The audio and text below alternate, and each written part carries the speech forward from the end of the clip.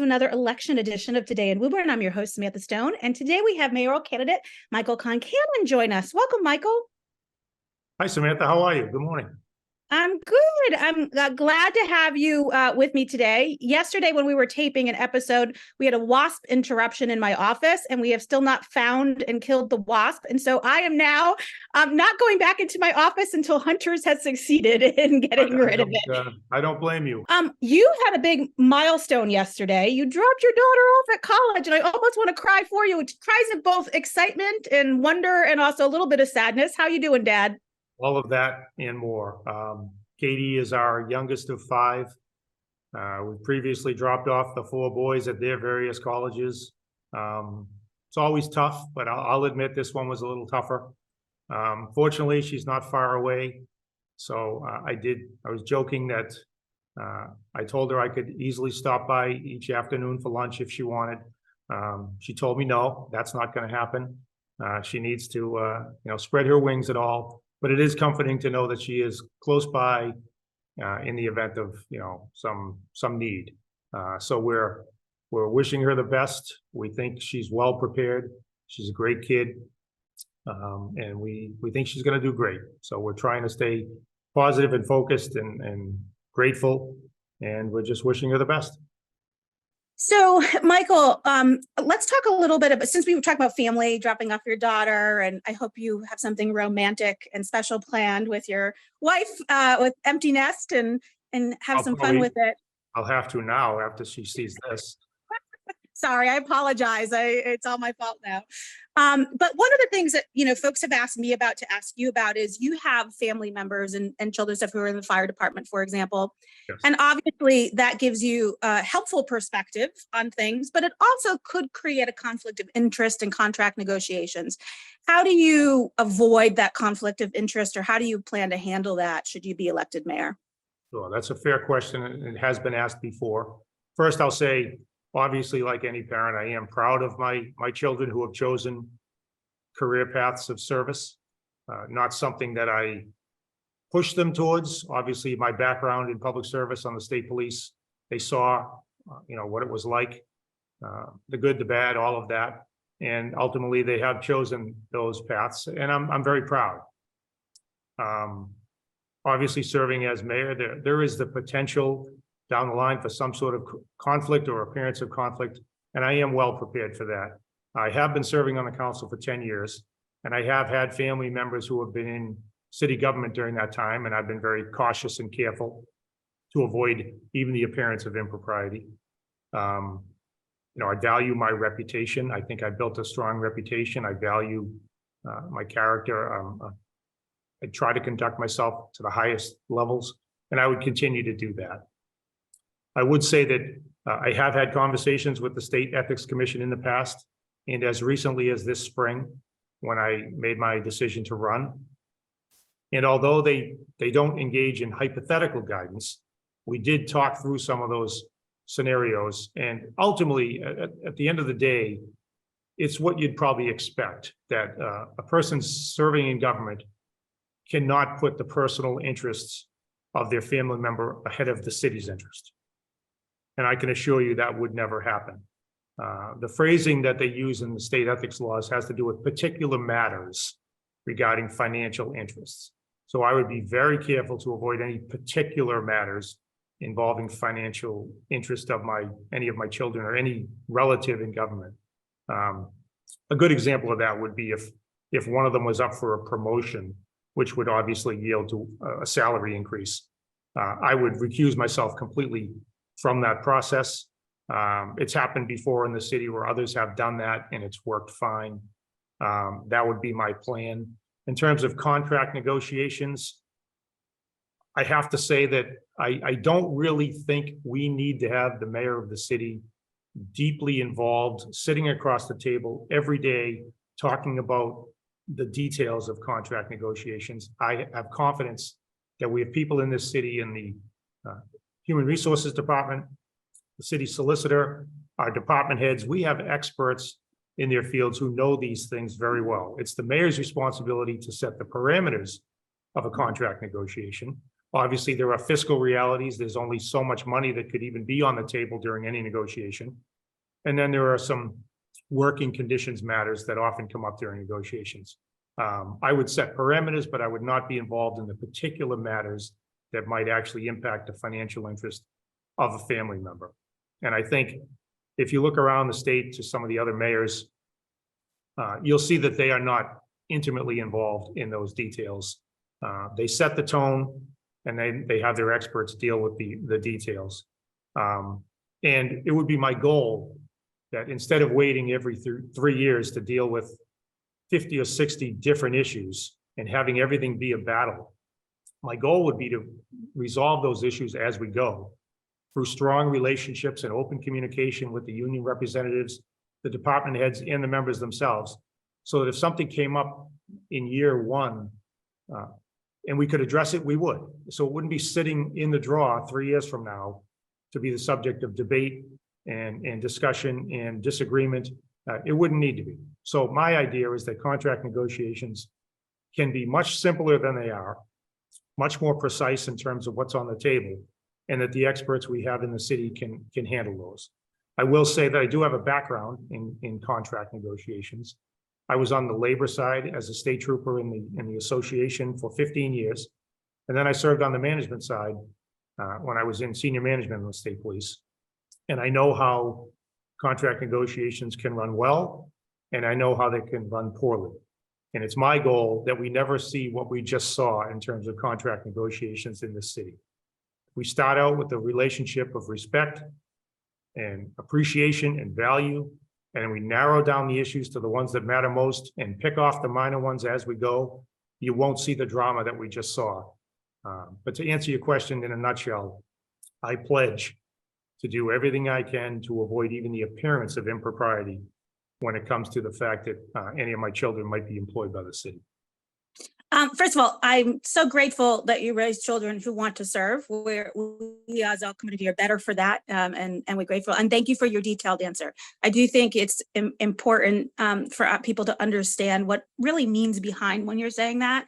So I appreciate you taking a little bit of time to explain it and help us understand that. And it sounds all very logical to me and makes a lot of sense. And it's different than certainly, the last few years of how labor negotiations have happened. And so for some people who might not be familiar with other cities, I think it's helpful to point out some of the models that other places use. And I appreciate that very much. I want to switch gears a little bit, and I want to talk about a couple of, issues that are plaguing Woburn, but plaguing the state. One of them is affordable housing.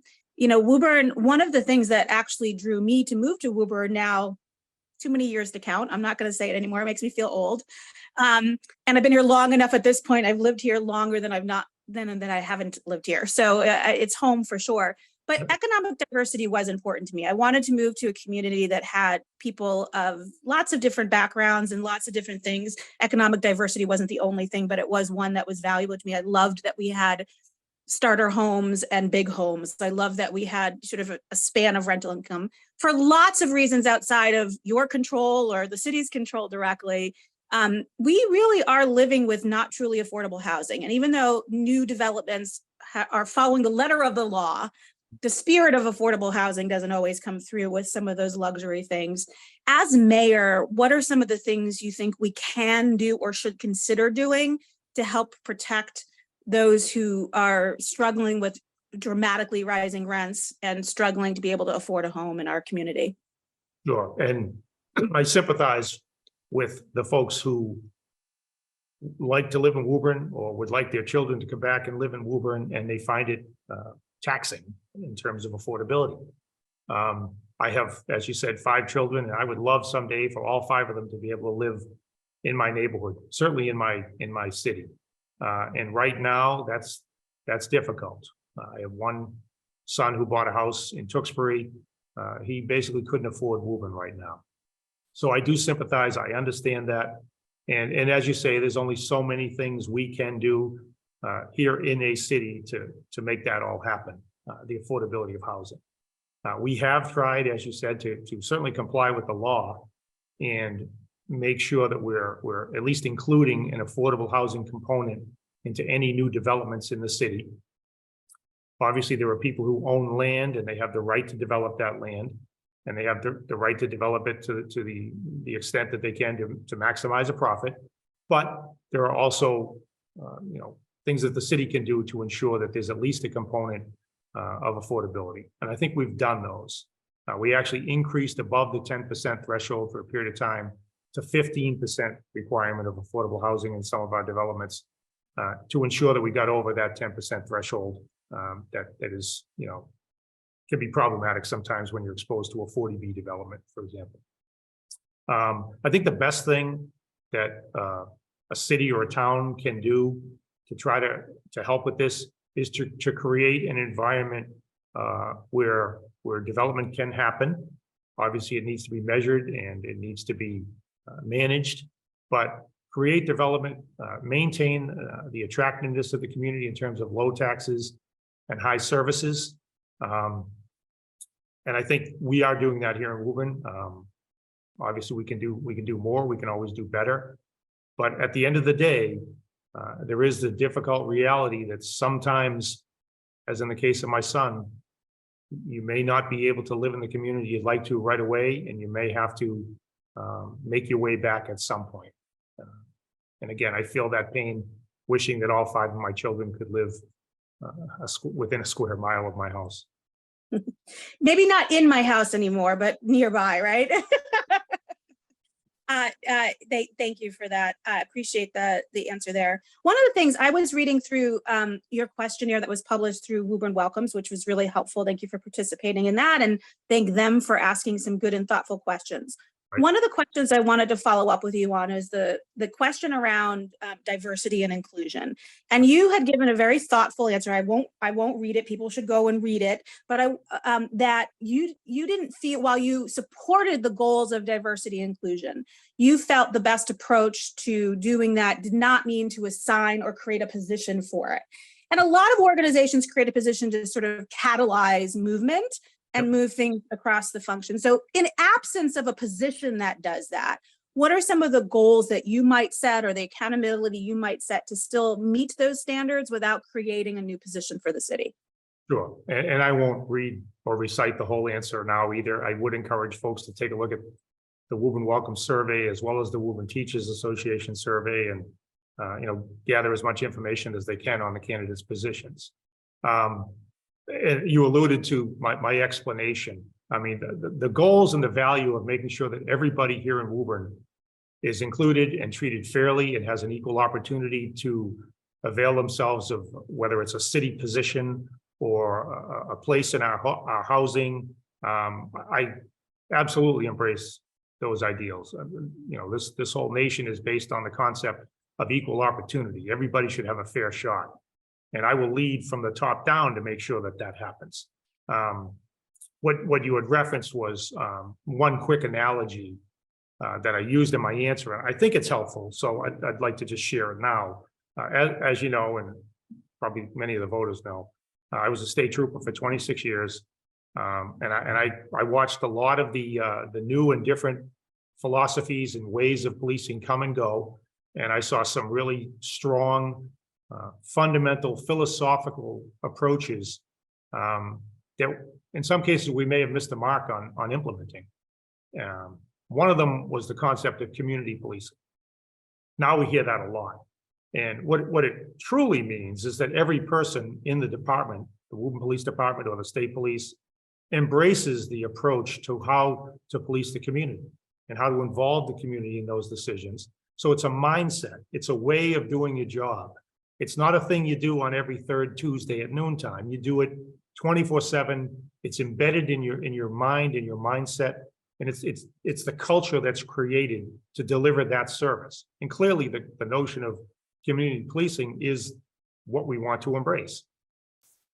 But way too often over the years, I saw it.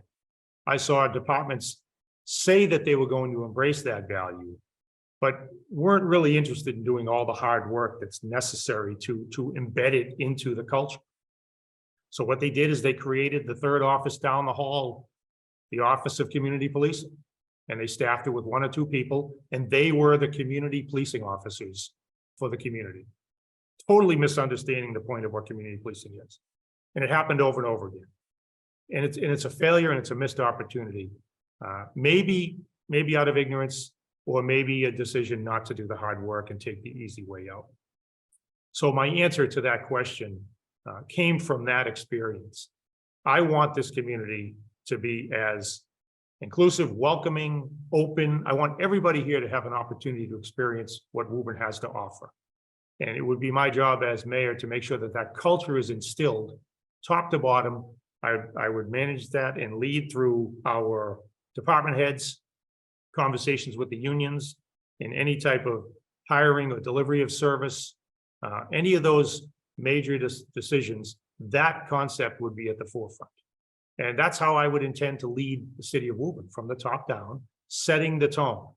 And I've said repeatedly that the actual services that our Woburn residents are receiving, they're not receiving them from the mayor. They're receiving them from the teachers, the firefighters, the police officers, the DPW workers, all the folks who are delivering at City Hall and beyond, interacting with our residents and helping them and getting them what they need. That's not what the mayor does. The mayor sets the tone and makes sure that those folks have the resources they need and the training they need, the equipment they need to be able to deliver those services effectively and efficiently. And I would view this, the answer to the question you're talking about the same way. The mayor's job is to set the tone. And I would suggest that right now the tone in Woburn needs improving. And that's essentially the main reason why I'm running.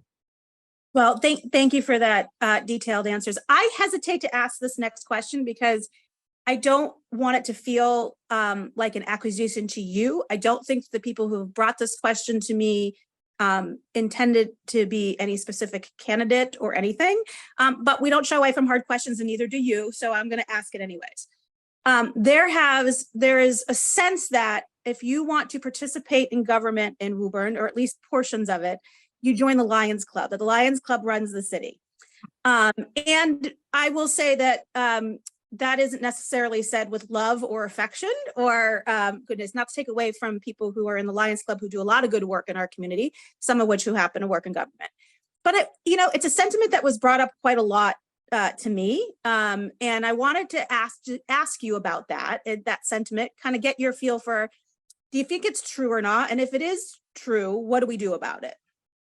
Okay, that's an interesting question. I hadn't heard that before, and the phrase the Lions run the city, I had heard that years ago as an anecdotal story about how the Kiwanians were all the carpenters and they built the city, and the Rotarians were all the bankers and business owners and they owned the city, quote. And then the Lions ran the city because the Lions were made up of city leaders, people who stepped up to take on certain roles. But it was never referenced as a negative. It was always referenced as a positive. And again, it was an anecdotal kind of throwaway line. But to your point, I am a Lion. I'm a Woburn Host Lions member. I've been a Lion for 26 years now. And I'm a past president of the club. I'm a Melvin Jones Fellow, which is the highest award that Lions bestows. I'm very proud of that. When people ask me about the Lions Club in Woburn, what do we do? What's it all about? I always say the same thing. I always say it's a bunch of good people who get together to do good things for others and have a good time doing it. Obviously, the most prominent thing that we do is putting on the Halloween parade, which is one of the best things I think that happens in Woburn. It's such a great community event. But we do so many other things behind the scenes. The Lions Club main charity is eye research and site conservation. And one of the main things we do is help fund the Scapins Institute in Boston at Mass General, where so many of the advancements in eye research have occurred. Lions Club is an international organization worldwide who has, as a group, embraced eye research and is responsible in large part for so many of the advancements. So I'm very proud to be a member of the Lions Club and proud that so many of these Lions are my friends. They do good work. They help people. Many of them, as you asked the question now, I'm thinking that many of them are in positions perhaps of influence. But I can say that I've never seen anyone ever use any of that influence in any way other than to help somebody else. So I guess I'm proud of that. And I would just say to folks, if you want to chat more about the Lions Club or what we do, or maybe come to a meeting and maybe even join, we're always looking for new members. And we are along the lines of the Rotary, the Kiwanis. There's actually a couple of different Lions Clubs in Woburn. There's the Host Club that I'm a member of. Then there's the Breakfast Club. And then there's the Middlesex Lions Club. And all of these groups, all of these, civic organizations, civic-minded groups, charitable endeavors, I think they help to make up what makes Woburn so special. So I would just ask folks to, maybe take another look at the Lions Club. And I wouldn't view it as a negative that we've got some leaders in the community who want to be Lions. I view that as a positive. And and just to be clear, I think the people who have expressed that concern have recognize a lot of the service of the Lions Club Dome, and there's no negatives about that. I really want to make that clear. I don't think that sentiment was expressed. I think what the sentiment was, if I'm not in the Lions Club and I'm competing for something with someone who is, I'm at a disadvantage. Oh, okay. And that may or may not be true. It is a perception, and I appreciate you sharing your point of view on that, and and just being sort of direct about it. That hasn't been my experience. I think it's all positive from my perspective. But as mayor, I intend to set a tone where everybody in this city has an equal opportunity for positions as you just described, or some other service that the city offers. This is not about who you know. This is about, are you qualified? Can you help? Can you deliver the service? Can you fulfill the role that's being asked? And if that's the case, by all means, come on up, and there'd be a place. I think that sentiment's really important. I know you've spoken quite eloquently in other places about community and the vision for the city, where everyone's involved and a part of something in the ways that they can be. And so I appreciate that you and others come on the show every week, because it's my way of serving the community by helping have detailed conversations that are important for us. So I appreciate it. It's valuable what you do, and I appreciate it. I appreciate the opportunity to communicate to all your viewers. It's wildly popular. I get all sorts of feedback when I am on. You might say it's must-see TV. So I don't know about that, but I will tell you that one year trick-or-treaters came to my door, and I opened the door and somebody said, "Oh, you're Samantha," and it will never happen again. And it was a one-time funny thing, but my children happened to overhear that, and I played it up pretty well. So it was fun. I want to talk about a couple other things that I think are important. One of the things that has come up, certainly in the fire department's social communications, there's very clear dissatisfaction with the current budget, with a single dispatcher, with some equipment not being staffed. Now, just for facts being facts, there were 8 new positions added. There was a lot of capital invested. I don't want to belabor that points, but I do want to sort of ask you, do you feel that where we are is unsafe, inefficient, where we should be? Sort of where's your take on the resource allocation? I want to ask you about police, because that's an ongoing negotiation, and I don't want to open the door to that. But the fire department discussion has been pretty public, and all that data is available to us. Yes. You use the word lacking. I would say lacking. And this kind of goes to what I was saying about leadership. We have an outstanding leader at the fire department. Chief Kenton knows what he's doing. He has the support and the backing of his firefighters because they believe in him, and they know that he has the credibility to make good decisions. I believe we need to rely on him more and trust his judgment more. I don't think the mayor needs to lead the fire department. I think the chief of the department needs to lead it. And there have been some instances recently where I don't believe the chief's guidance and judgment has been followed. I will touch on, as you said, some terrific developments. As we know, we have a beautiful brand new headquarters, which is long overdue. And we have new equipment, and we did add new firefighters, which is great. But the concerns that I've heard from the firefighters revolve around basically the concept that the person who's making the decisions in the city has not been in the field, has not had the experience to understand how to make the decisions. Something as simple as staffing a public safety operation. It's not the same as staffing, the local store down the street. There's all sorts of considerations that factor in. It's a 24/7 operation. There's mandatory training. There's time off. And unfortunately, given the nature of the dangerous business they're in, there are going to be people who get injured. So you can't simply count up the number of bodies, divide it by the number of shifts and say, why do you need more? That's not the way it works. I did that for 26 years, staffing public safety operations. I know how to do it. And more importantly, I know the chief knows how to do it. So I do think we are lacking in the staffing. I do think that the decision regarding how the dispatch center is set up was a misstep, I'll say. And I do think that it's unrealistic to expect that one of our firefighters can man that dispatch center all by him or herself when all sorts of things are happening at the same time.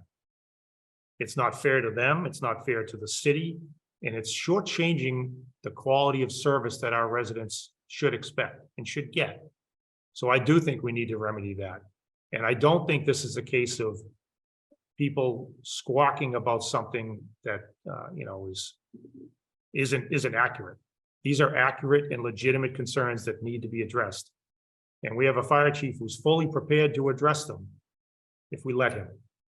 And again, that goes to my management style, my leadership style, more importantly, where I surround myself with people who know what they're talking about. And we have those people here in the city, and we trust them and we listen to them. And we have guardrails and we have boundaries, and it's up to the mayor to set the tone and to make sure that everything stays within the boundaries. But we need to trust our department heads, and we need to trust the folks on the ground who are doing the job and listen to them more. They do know what they're talking about, and they do have the best interest of the city at heart.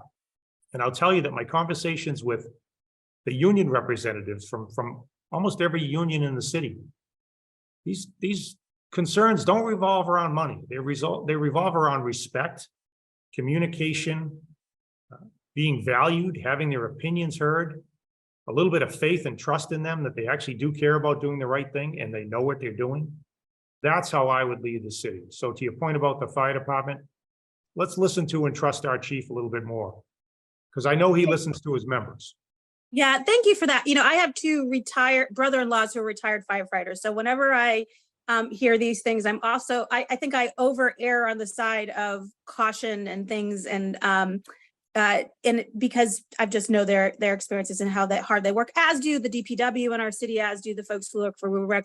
We have a lot of really dedicated employees across the city. And so I think a lot of what's being expressed is things that people have questions about. And I appreciate what you're talking about. And it's clear your approach to that. I know we don't have a ton more time, but I do have a couple of things I want to drill down into. I just want to get to the most important things here. One of the things that I think is really important is, and a challenge for any mayor and any community to do, is there are always more things we want to do or could do than we can fund in a given period of time. And this often comes across for things like road work, right? Where you have to decide, am I going to invest in the most heavily trafficked areas? There's some neighborhoods. And an example of that, maybe there's some parts of Woburn that have storm drain issues and get flooded when we have major storms. And we've certainly seen a very wet summer when that's happened. How do you as mayor support the city and make the decisions about, what neighborhoods we prioritize when, and striking what is admittedly a very difficult balance? And it's a good question. Obviously, every person in Woburn would like to have their street paved this fall. And we always have more that need to be done than we can fund. So it is a reality. And it comes down to prioritizing. And it comes down to, again, trusting the judgment of the people who do the work every day, see the streets every day, interact with the residents every day. Again, much like I said about the fire department, we have a strong leader at the DPW, and he's got a great team there with him. And their judgment should be relied upon even more. I will say that in terms of road work and road paving, I think the city does a pretty good job now of prioritizing and using data and analyzing roads for needs rather than, maybe how it had been done in the past. Some other way of paving a street that, they put it above another street on the list for one reason or another. Now I think it's based on data. But at the end of the day, I will say, the DPW superintendent and his highway foreman and his deputy, they know what's going on in the city. They know about the roads, they know about the drains. They know the city like the back of their hand. And there are instances when their judgment is overruled, and we shouldn't be doing that. Something as simple as knowing when to call out the sanders and the salt trucks at the beginning of a winter storm, that's not going to be the mayor's decision. That's going to be the DPW superintendent's, his decision. And don't get me wrong, there is accountability. I expect each of these department heads to make the right decision. There will be accountability, but I trust their judgment. And when it comes to road work, we have a great team over there at the DPW, and I think we need to listen to them a little bit more. Because again, I know they're listening to their members. And at the end of the day, what we're really talking about here is delivery of city services to the residents.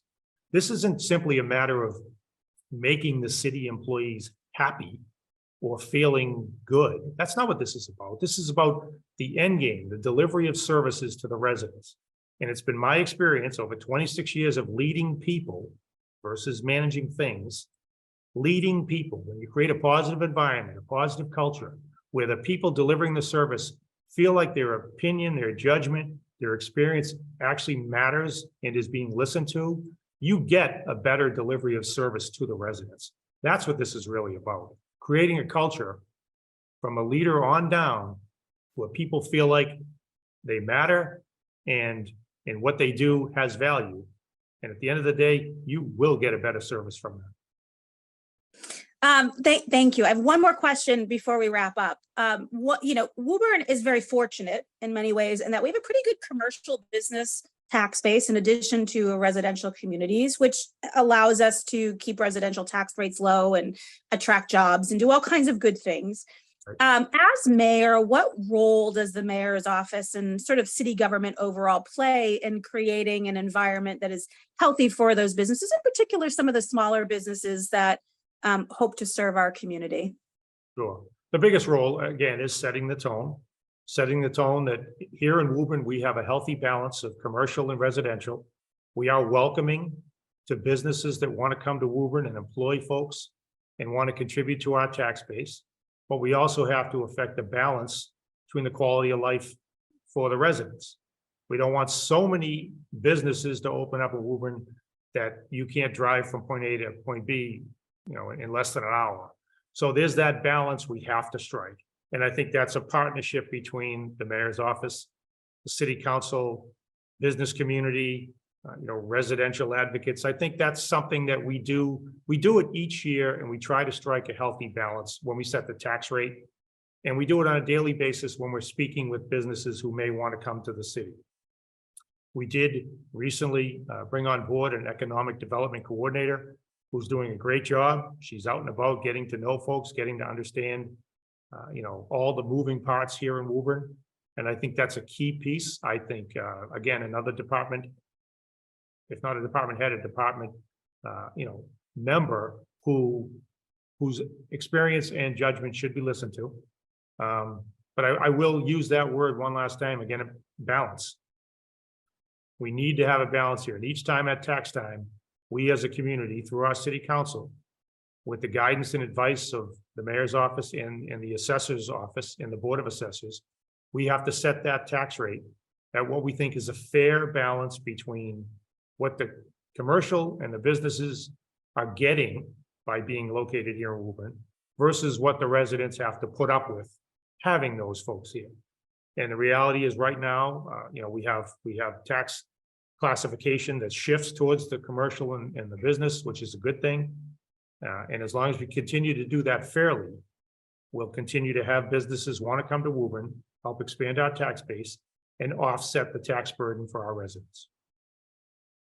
Thank you so much for your conversation today. I really appreciate it. It's been extremely helpful to me, and I hope also to our viewers. In parting, what I'd like to just give you the opportunity to directly address voters and why they should vote for you in the upcoming primary election. Sure. Well, thank you, Samantha. I appreciate the opportunity to talk to you and the voters of Woburn. And I'm happy to see you doing well. As I said earlier, there's a lot of folks in your corner who appreciate what you do for our community. You're a very caring person. And I hope you feel the positive vibes coming from everybody in the city that you're well on your way and you have our backing. Well, I thank you for that, and everyone else. Every one of those things gives me tremendous strength. So thank you. And so I guess I would just say, here in Woburn, I think we have a great city. We really do. I'm very proud to be a Woburnite. I grew up here. I raised my family here. I'm going to be here, and I think it's a special place. People who aren't from Woburn may not get it, but if you're from Woburn and you're here now, you feel the vibe. It's a city that feels like a town. It's got all sorts of wonderful things happening and great people making them happen. I just think we can do a little bit better. I think it's time for a change here in Woburn. I believe that what the delta is right now is that leadership delta. As I said a few minutes ago in response to another answer, there are managers who manage things and numbers, and then there are leaders who lead people. And I think the delta that we have right now is the absence of effective leadership that would inspire and instill a better result for the end user here at Woburn, the resident, the taxpayer. I think my experience over the years, not only on the council, 10 years on the council, 2 years as president, but also 26 years as a member of the Massachusetts State Police and a leader, a proven leader. I believe if I bring those experiences and that background here to Woburn, to the mayor's office, I can make Woburn better. I appreciate what we have. I appreciate everybody who's doing what they're doing. I just think it's time for a change and that I can improve things. That's why I'm running for mayor. Thank you so much. And Woburn, as always, please continue to take good care of each other, but also get out and vote. I would love to see a huge turnout. We are so lucky to have multiple people who are putting their ring in the hat for a very challenging job to help serve our community. And the more of us who can participate in the election process, the better. I hope these interviews are helpful, along with the forums and the questionnaires that other communities are putting out there. Learn, listen, talk, ask questions, and get out there and place your votes. Absolutely. Thank you, Samantha.